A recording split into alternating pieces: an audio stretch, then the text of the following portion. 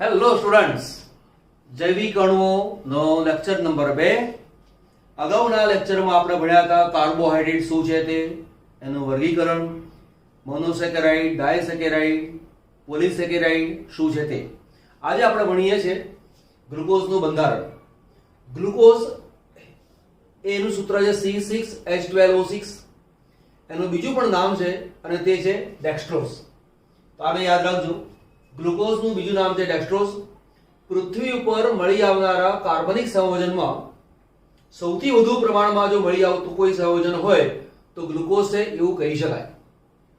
કે C6H12O6 દરેક વનસ્પતિની અંદર હોય, સ્ટાર્ચ વનસ્પતિમાંથી પ્રાપ્ત થાય, સેલ્યુલોઝ વનસ્પતિમાંથી પ્રાપ્ત થાય, અને સર્વત્ર એનું પ્રમાણ હોય જ છે, સર્વત્ર તે હોય છે, અને માટે કાર્બનનું એ અગત્યનું સંયોજન છે તેવું કહેવાય.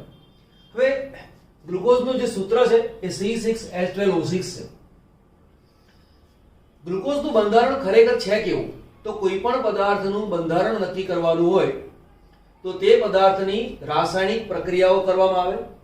રાસાયણિક પ્રક્રિયાઓને આધારે નક્કી કરવામાં આવે કે તેમાં કયા કયા ક્રિયાશીલ સમૂહ છે, એમાં કેટલા કાર્બન છે.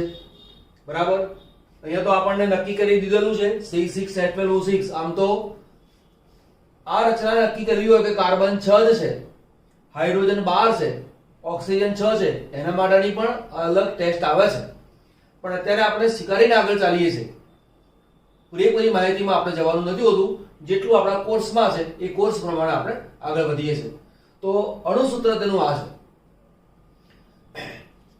પદાર્થનું બંધારણ નક્કી કરવા માટે NMR સ્પેક્ટ્રા, NMR Nucleo magnetic resonance, એના સ્પેક્ટ્રા આવે, આલેખ આવે, અને આલેખની ઉપરથી તે ઉપરાંત રાસાયણિક પ્રક્રિયાઓને આધારે તેનું બંધારણ નક્કી થતું હોય છે.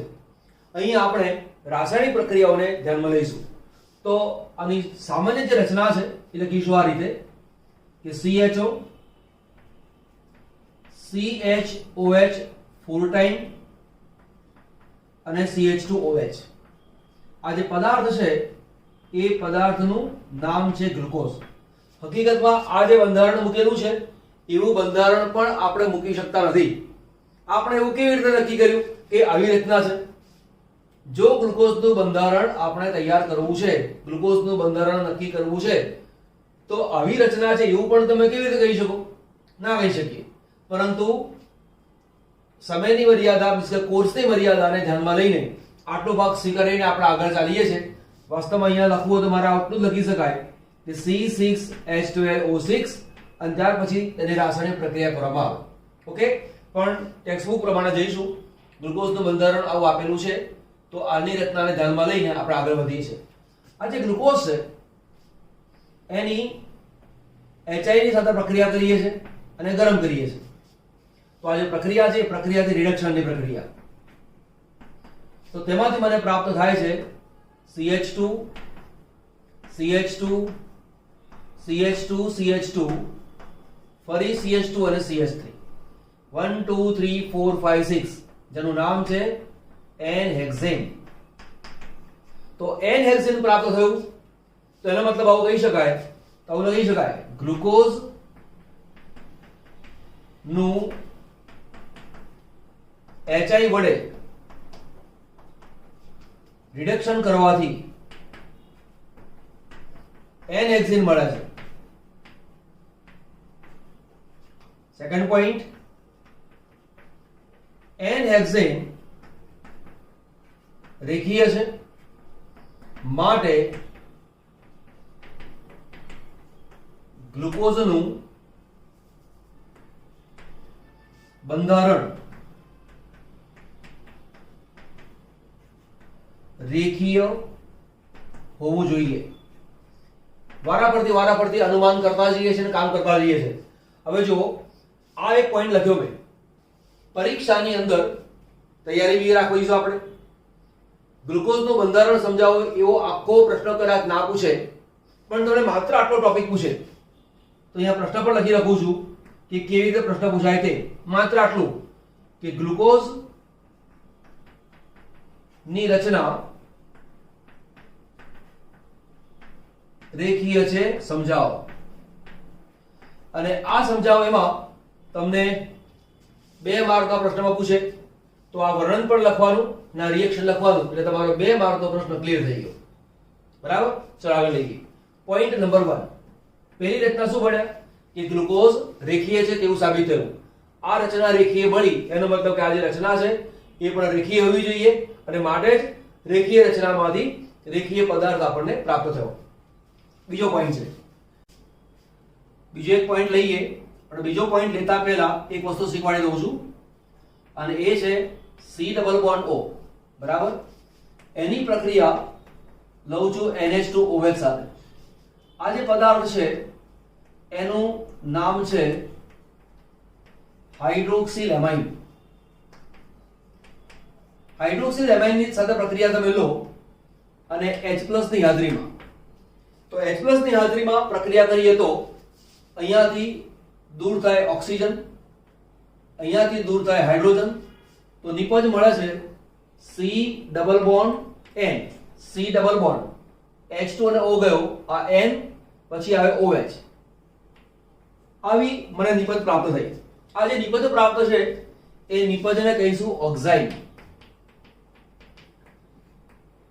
તો પહેલી વાત તો કે NH2OH સાથે ઓક્સાઇડ કોણ બનાવે તો કે જેની પાસે C double bond O group હોય તે. ઓકે. બીજી એક પ્રક્રિયા છે કે C ડબલ બોન્ડ O એની સાથે HC ની પ્રક્રિયા લઉં છું, આનો એક અણુ લઉં છું, તો પ્રક્રિયા દરમિયાન આ છે પ્લસ વીજભારિત આંશિક ધનભારિત, આ છે આંશિક ઋણભારિત, આ છે આંશિક ધનભારિત, આંશિક ઋણભારિત.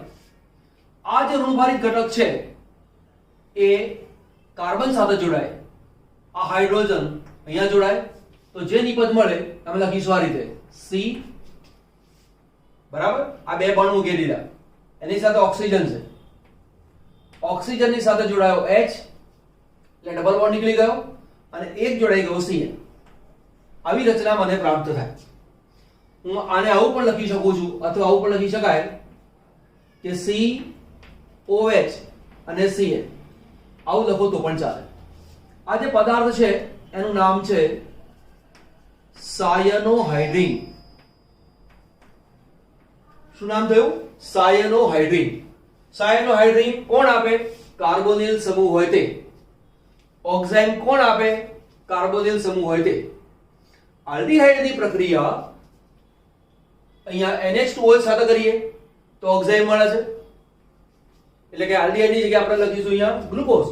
તો આની જગ્યાએ લખું છું ગ્લુકોઝ, તો હું લખું છું અહીંયા CHO, CHOH 4 વાર, અહીંયા મેં લખ્યું CH2OH. જો તેની પ્રક્રિયા હું કરી દઉં છું NH2OH સાથે H+ ની હાજરીમાં, તો અહીંયાથી દૂર થયો ઓક્સિજન, અહીંયાથી દૂર થયો હાઇડ્રોજન, તો નિપજ શું મળે? C. આ એક S તો છે જ, આ H, પછી ડબલ બોન્ડ ઓક્સિજન છે, આપણે આવું લખી શકીએ ગ્લુકોઝ ને CH ડબલ બોન્ડ O. આવું લખો તો પણ ચાલે. બરાબર? તો CH પછી ડબલ બોન્ડ H2 અને O ગયો, બાકી રહ્યો વધુ નાઇટ્રોજન, એટલે આ બન્યું N, અહીંયા આવ્યું છે OH, અહીંયા CHOH ક્યાંય પ્રક્રિયામાં ભાગ લેતા નથી, અહીંયા બની ગયું CH2OH. આ જે નિપજ છે એ બની ગઈ આપણી પાસે ગ્લુકોઝ ઓક્સાઇડ. ઓક્સાઇડ મળી ગયું. તો ગ્લુકોઝ NH2OH સાથે ઓક્સાઇડ બનાવે છે એનો મતલબ એવો થયો કે ગ્લુકોઝ ની અંદર C double bond O group છે. હજી પણ વધુ સરળતાથી ખરું લખવું હોય તો તમે આવું લખો તો પણ ચાલે, એકલો CHO લખશો તો પણ ચાલશે, આ પ્રમાણે લખશો તો પણ ચાલશે, જે અનુકૂળ આવે તે લખી શકો છો. બરાબર? ઓકે. આની પ્રક્રિયા પણ આપણે આવું નથી લખતા અત્યારે, એટલા માટે નથી લખતા કે આપણે એનું બંધારણ નક્કી કરવાનું છે અને કદાચ ખબર ના પડે એટલા માટે મેં અહીંયા CHO લખેલું છે. પણ તમારા મનમાં સમજવાનું, બાજુમાં લખી રાખું છું અહીંયા, આને તમારે આવું સમજવાનું કે પ્રક્રિયા પૂરી કરવાની અંદર અનુકૂળતા રહે એટલા માટે. ચલો તેની પ્રક્રિયા લેવું છું HCN સાથે. એનું નામ છે હાઇડ્રોજન સાયનાઇડ. નામ શું કર્યું? Hydrogen cyanide. પ્રક્રિયા દરમિયાન આવું બનશે, CHO ભાગશે. સમજો આ રીતે, CHOH 4 ટાઈમ, અહીંયા છે CH2OH, આ જે C છે એની સાથે આ H છે, આ ડબલ બોન્ડ અને ઓક્સિજન, આવી રચના છે એવું મનમાં સમજો. HCN માનો H O સાથે જોડાય અને CN કાર્બન સાથે જોડાય, જેમ કે અહીંયા રચના લીધી છે તે રીતે. તો પહેલા એક કામ કરી લઈએ, કઈ કઈ વસ્તુ મળે છે તે. અહીંયા જે C, આ જે કાર્બન લખેલો છે બરાબર, એની સાથે એક લખ્યો મેં H, આ H જોડાયો તે. O ની સાથે O જે છે આ O, આ તો H તમારી પાસે છે જ, આ O ની સાથે આ H જોડાયો એટલે આ H બન્યો. કાર્બન સાથે CN જોડાયો એટલે અહીંયા મૂકી મેં CN, બાકીનો ભાગ એમને બદ લખવાનો છે. તો CHOH 4 વાર છે, અહીંયા મૂકો 4 વાર. CH2OH અહીંયા મૂકી દીધું CH2OH. તમારે કઈ બીજું કઈ અઘરી વસ્તુ છે નહીં, સિમ્પલ વસ્તુ છે. પરીક્ષાની દ્રષ્ટિએ ગ્લુકોઝનું બંધારણ એ મોસ્ટ ઇમ્પોર્ટન્ટ ક્વેશ્ચન કહેવાય, એનું ધ્યાન આપજો. તો અહીંયા શું ભણ્યા આપણે કે ગ્લુકોઝની અંદર CHO નો કાર્બોનિલ ગ્રુપ છે. હવે જો CHO ગ્રુપ છે એ તો કીટોનમાં પણ આવે, CHO ગ્રુપ આલ્ડીહાઇડમાં પણ આવે. અત્યારે આપણે આલ્ડીહાઇડ કે કીટોન એવી કોઈ ચર્ચા કરી નથી, માત્ર કાર્બોનિલ સમૂહની વાત કરી છે બરાબર. પછી આગળ જઈએ છે તો કે ગ્લુકોઝમાં કાર્બોનિલ સમૂહ છે. તો અહીંયા એક ક્વેશ્ચન તરીકે પૂછાય તો બરાબર મોડે રાખજો કે ગ્લુકોઝમાં C double bond O group છે, સમજાવો. તો તમારે લખવાનું કેવી રીતે? આને દર્શાવવાની જરૂર નથી. લખવાનું શું છે એ આની પછી હું બોર્ડ ઉપર લખી દઈશ, એ તમારે સ્ક્રીનશોટમાં લખી લેજો એટલે તમને એક આખું ક્વેશ્ચન તૈયાર થાય. પણ આ મેં અત્યારે સમજાવવા માટે કર્યું છે. તમારે પ્રશ્નનો જવાબ લખવાનો હોય તો તે વખતે આને લખવાની કોઈ જરૂર નથી. તમારે પહેલી આ પ્રક્રિયા બતાવવાની બરાબર, પછી વર્ણન શું છે એ આ ભૂસી નાખે પછી હું વર્ણન દર્શાવીશ. પહેલા સમજાવી દઉં છું કે કાર્બોનિલ સમૂહ હાઇડ્રોક્સિલેમાઇન સાથે ઓક્સાઇમ આપે છે. HCN ના એક અણુ સાથે સાયનોહાઇડ્રીન આપે છે. ગ્લુકોઝ પણ NH2OH એટલે કે હાઇડ્રોક્સિલેમાઇન એની સાથે ઓક્સાઇમ આપે છે અને HCN સાથે સાયનોહાઇડ્રીન આપે છે. સાયનોહાઇડ્રીન આ ગ્લુકોઝમાંથી બન્યો, બટ આગળ નામ લખવાનું ગ્લુકોઝ સાયનોહાઇડ્રીન. આવું બનાવે છે તે દર્શાવે છે કે ગ્લુકોઝની અંદર કાર્બોનિલ સમૂહ છે બરાબર. તો એ સ્ક્રીનશોટ લઈ લો. ચલો હમણાં જે પોઈન્ટ લખ્યો એનું વર્ણન આ છે. નવો પોઈન્ટ લઈએ છે એટલે ગ્લુકોઝમાંનો કાર્બોનિલ સમૂહ આલ્ડીહાઇડ છે, સમજાવો. 2 માર્કના અલગ પ્રશ્ન તરીકે પૂછાય. આપણે હમણાં કહ્યું હતું કે કાર્બોનિલ ગ્રુપ આલ્ડીહાઇડમાં પણ હોય અને કાર્બોનિલ ગ્રુપ કીટોનમાં પણ હોય. હવે જો હું આનું ઓક્સિડેશન કરું છું Br2 જળ વડે, પ્રક્રિયાનું નામ છે ઓક્સિડેશન, તો તેમાંથી મને ગ્લુકોનિક એસિડ મળે છે. શું મળ્યું મને? ગ્લુકોનિક એસિડ. આ જે ગ્લુકોનિક એસિડ છે એનું સૂત્ર બન્યું આ COOH, CHOH 4 ટાઈમ અને CH2OH. આ છે ગ્લુકોનિક એસિડનું સૂત્ર. તો ગ્લુકોઝનું Br2 જળ વડે ઓક્સિડેશન કરો તો તેમાંથી ગ્લુકોનિક એસિડ મળે છે. એનો મતલબ એવો થયો કે અહીંયા કંઈક એવું હતું કે જેને કારણે COH બન્યો. હવે સવાલ એ થયો કે આ જગ્યાએ કોણ હોઈ શકે? તો કે કીટોન ના હોઈ શકે. તો કે કેમ? Br2 જળ નિર્બળ ઓક્સિડેશન કરતા છે, તેના વડે આલ્ડીહાઇડનું ઓક્સિડેશન થઈ શકે, કીટોનનું ઓક્સિડેશન થઈ શકે નહીં બરાબર. એટલે અહીંયા જે COH આવ્યો એનું કારણ શું હોઈ શકે? અહીંયા CHO ગ્રુપ હશે. એ બતાવે છે કે ગ્લુકોઝમાં જે કાર્બોનિલ સમૂહ છે એ કીટોનનો નથી પરંતુ કોનો છે? CHO ગ્રુપનો છે બરાબર, આગળ લઈએ.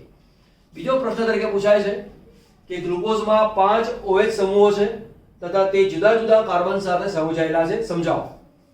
તો મારી પાસે છે અહીંયા ગ્લુકોઝ, એની પ્રક્રિયા છે CHOH 4 ટાઈમ સાથે, અહીંયા છે CH2OH સાથે. તેની પ્રક્રિયા લખું છું CH3CO twice O, એનું નામ છે એસિટિક એનહાઇડ્રાઇડ. હવે આ પ્રક્રિયા શું છે એને થોડું સમજી લો. એસિટિક એનહાઇડ્રાઇડની પ્રક્રિયા લેતા પહેલા મારી પાસે છે આલ્કોહોલ,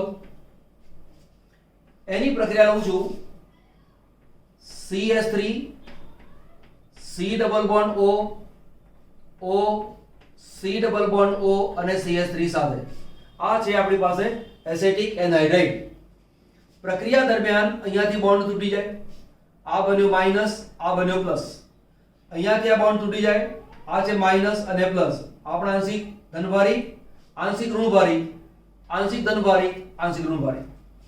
આ જે ધનભારી કાર્બન છે એ ઓક્સિજન સાથે જોડાય તો શું બને? R, એની સાથે O, O ની સાથે CO, CO ની સાથે CH3, આવું બને. તો આ OCOCH3 બને. ક્યાં? જ્યાં OH ગ્રુપ હોય ત્યાં OCOCH3 બની જાય. તો અહીંયા જે નિપજ મળે છે એ આ રીતે મળે છે CHO CHO COCH3 ચાર વાર. અહીંયા છે CH2 OCOCH3. આનું નામ છે ગ્લુકોઝ પેન્ટાએસિટેટ. એટલે અહીંયા એસિટિક એનહાઇડ્રાઇડના 5 અણુઓ વપરાય છે. 5 અણુ વપરાયા એનો મતલબ એવો થયો કે તેની અંદર 5 OH સમૂહ આવેલા છે.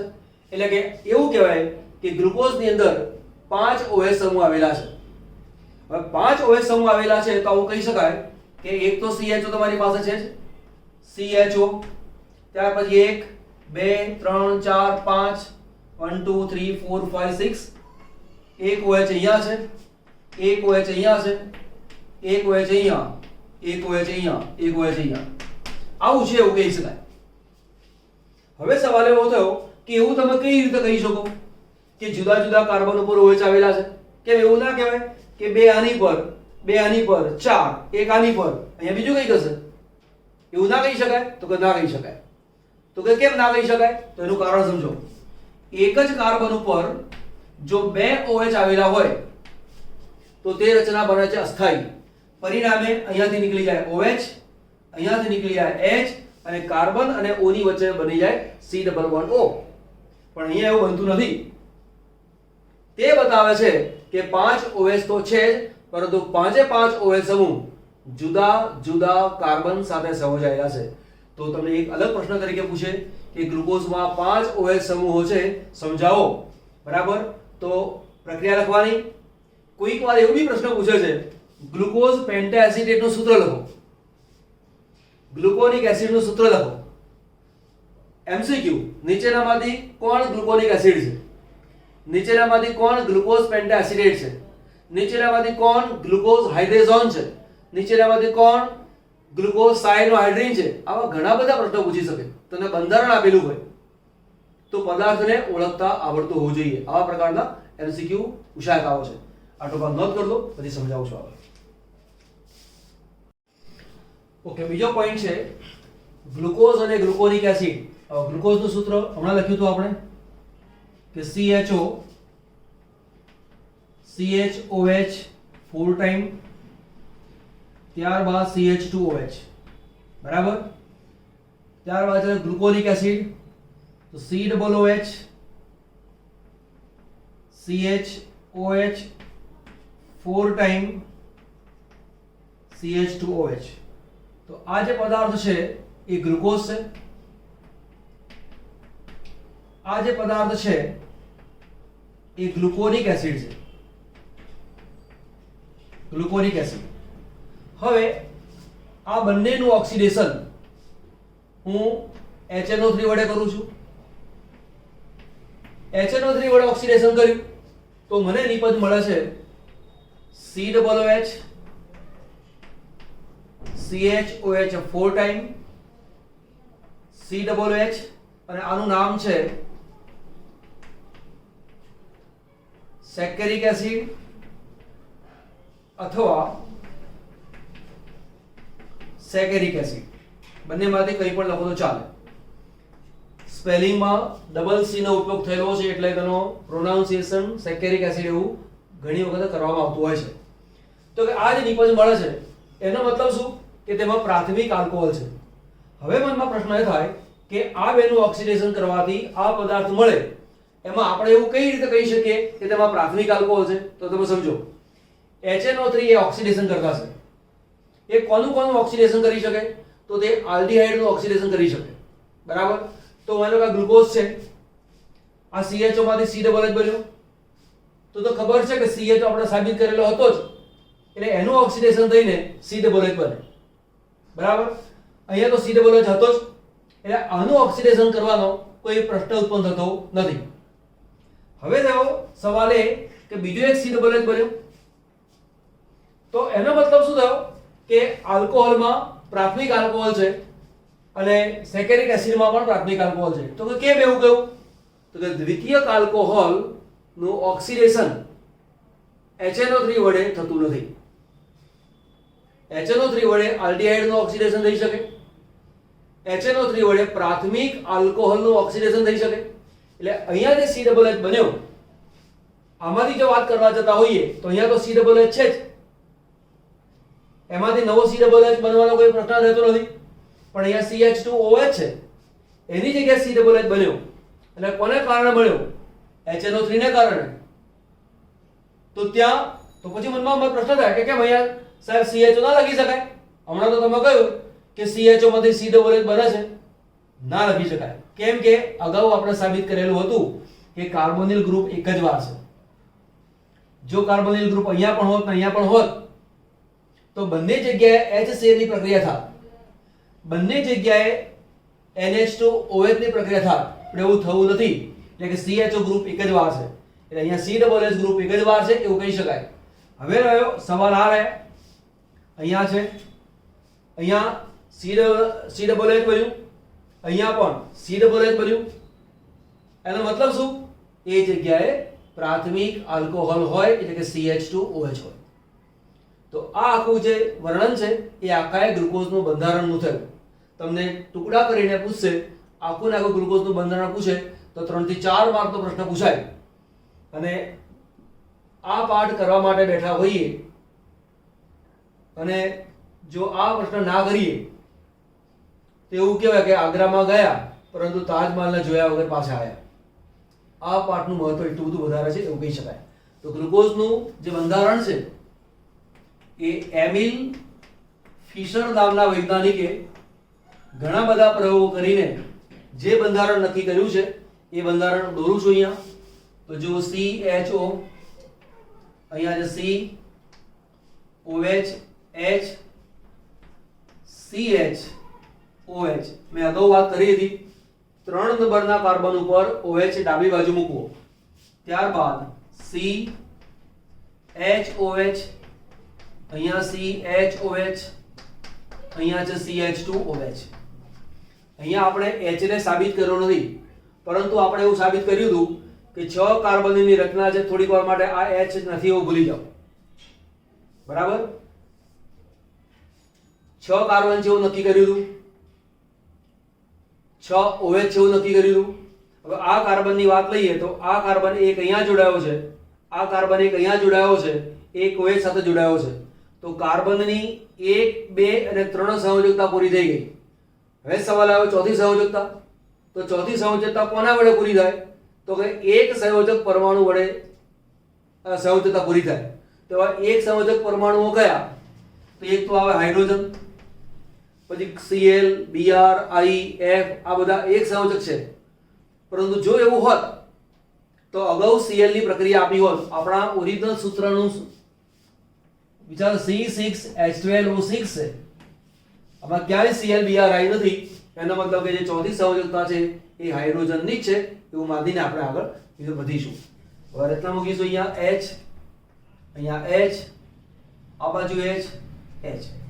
મનમાં કદાચ પ્રશ્ન થાય કે સાહેબ એવું કેવી રીતે ખબર પડે કે આ 3 નંબર ઉપર જ OH આવવાનું છે, કેમ આને આવું લખ્યું એની જગ્યાએ અહીંયા HOH લખો તો ના ચાલે?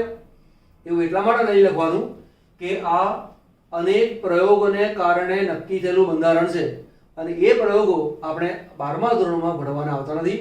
જેમ જેમ આગળ FY, SY, TY, MSc part 1, 2 એમાં ભણવાનું આવે તો તેની સાબિતીના આપે એવા ક્વેશ્ચન હોય છે એનું ડિટેલમાં ભણવાનું આવે છે. આપણા 12માના કોર્સ પૂરતું આ મર્યાદિત છે. આ સૂત્ર કોનું થયું? ગ્લુકોઝનું.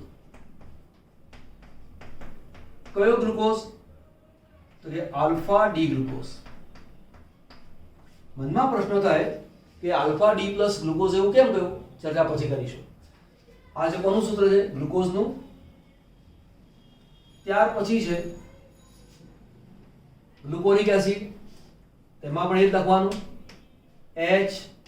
HOH, CHOH, ફરીવાર CHOH, CHOH, CH2OH. આ પણ પદાર્થ છે એ કોણ છે? ગ્લુકોનિક એસિડ. મારે સેકેરિક એસિડનું સૂત્ર લખવું છે તો COOH, અહીંયા C, HOH, અહીંયા છે HOH, CHOH, અહીંયા OH, અહીંયા C, અહીંયા પણ બની ગયું COOH. બરાબર? તો આ 3 બંધારણ મૂક્યા. આ છે સેકેરિક એસિડ. કોઈક વાર બંધારણ પૂછે તો લખવાનું આવે. અહીંયા આટલો ટોપિક લઈએ છે. નવો ટોપિક આપણે ભણીશું કે ગ્લુકોઝના બંધારણમાં આલ્ફા ડી પ્લસ ગ્લુકોઝ એવું આપણે કેમ લખ્યું તે. બરાબર? સ્ક્રીનશોટ લઈ લો.